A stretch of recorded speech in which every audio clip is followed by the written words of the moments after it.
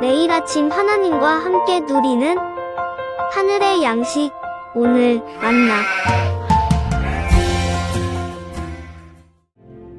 장로인 나는 택하심을 받은 부녀와 그의 자녀들에게 편지하노니 내가 참으로 사랑하는 자요 나뿐 아니라 진리를 아는 모든 자도 그리하는 것은 우리 안에 거하여 영원히 우리와 함께할 진리로 말미암음이로다. 은혜와 긍휼과 평강이 하나님 아버지와 아버지 아들 예수 그리스도께로부터 진리와 사랑 가운데서 우리와 함께 있으리라. 너의 자녀들 중에 우리가 아버지께 받은 계명대로 진리를 행하는 자를 내가 보니 심히 기쁘도다. 부녀여, 내가 이제 내게 구하노니 서로 사랑하자. 이는 새 계명같이 내게 쓰는 것이 아니요 처음부터 우리가 가진 것이라. 또 사랑은 이것이니 우리가 그 계명을 따라 행하는 것이요 계명은 이것이니 너희가 처음부터 들은 바와 같이 그 가운데서 행하라 하심이라. 요한은 두 번째 편지에서 진리와 사랑을 말합니다. 요한일서 2장을 보면 요한 공동체에 이단이 침투했던 것을 볼 수 있죠. 그래서 요한은 진리에 대해 강조할 수밖에 없었습니다.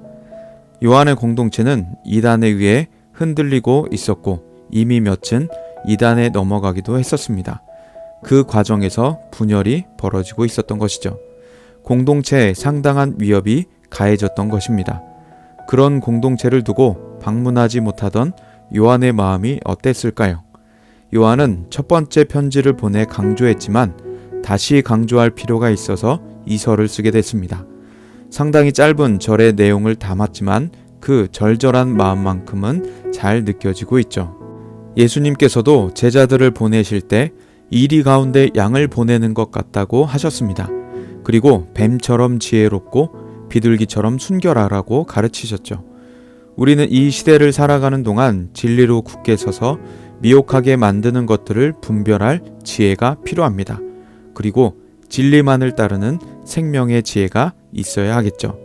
이런 절절한 마음으로 편지를 쓰는 요한에게 위로가 되는 존재들이 있었습니다. 진리를 따르며 흔들림 없이 사는 성도들이었죠. 그들을 볼 때 더 없는 기쁨을 느끼고 안심이 됐을 것입니다. 하나님께서 우리 보실 때는 어떠실까요? 요한의 시대뿐 아니라 모든 시대 미혹하게 만드는 존재들이 있습니다. 이단들이 득실거리고 있죠. 우리가 사는 시대 역시 마찬가지입니다. 이단과 다양한 공격이 우리를 향해 옵니다. 그리스도의 공동체에서 이탈하도록 만들죠. 경제적 압박, 건강의 문제, 세상에서 겪는 갖은 고난이 그렇습니다. 그러나 요한의 가르침을 받은 폴리캅은 로마의 위협에 당당히 맞섭니다. 사형으로 협박하며 그리스도를 부인하도록 회유합니다. 그러나 폴리캅은 죽는 것을 선택하며 고귀하고 품위 있게 순교를 맞이하게 됩니다. 한국의 주기철 손양원 목사님도 비참한 생명보다 위험 있는 순교를 선택하며 살아가셨습니다. 이분들의 삶은 우리가 가야 할 길을 비춰주고 있습니다. 하나님께서 우리 보실 때에도 요한이 공동체를 볼 때 느낀 기쁨과 같기를 소원합니다. 이를 위해 우리는 늘 진리에 반응하고 진리로 깨어있고 진리를 따라야겠죠. 세상이 변하여 그리스도인이 극소수가 되어도 사회에서 배척을 당해도 재정난으로 먹을 것이 없이 굶어도 자녀들의 취업이 안 돼도 그리스도를 끝까지 따르는 우리가 되기를 원합니다. 또한 분열이 이루어지던 공동체에 사랑을 권면합니다. 요한이 말한 대로 사랑의 권면은 새로운 이야기, 생소한 것이 아니었습니다. 하나님의 창세로부터 아담과 하와 사이에 있던 것이고 타락 이후에도 모세 오경부터 계속되어 오던 이야기입니다. 특별히 예수님께서 사랑의 진정한 정의를 내려주셨죠. 제자들은 서로 사랑해야 했으며 가정의 부부와 부모도 서로 사랑하며 살아갑니다. 상전과 종도 마찬가지였습니다. 즉 사랑의 대상은 우리에게 있어서 모든 이들이었습니다. 하나님께서 모든 사람을 향한 사랑을 갖고 계시기 때문이죠. 소천하신 기독교 상담학의 교수님은 이런 말을 한 적이 있습니다. 사람들이 이단에 빠지는 이유로 어디서도 경험하지 못한 환대와 사랑을 이단 공동체에서 경험했기 때문이라 합니다. 직장 내 스트레스, 가족의 불화, 심지어 이전 교회에서의 상처가 이단에서 주는 환대에 깊이 빠져들게 되더라는 것입니다. 이것은 참으로 안타까운 일이 아닐 수 없습니다. 빵집에 가서 문을 열면 빵 냄새가 풍겨옵니다. 어떤 음식점이건 그 고유의 음식 냄새가 납니다. 그렇다면 교회 공동체는 출입구를 열면서 그리스도의 향기가 나타나야 하는 것이죠. 그 향기는 사랑의 향기입니다.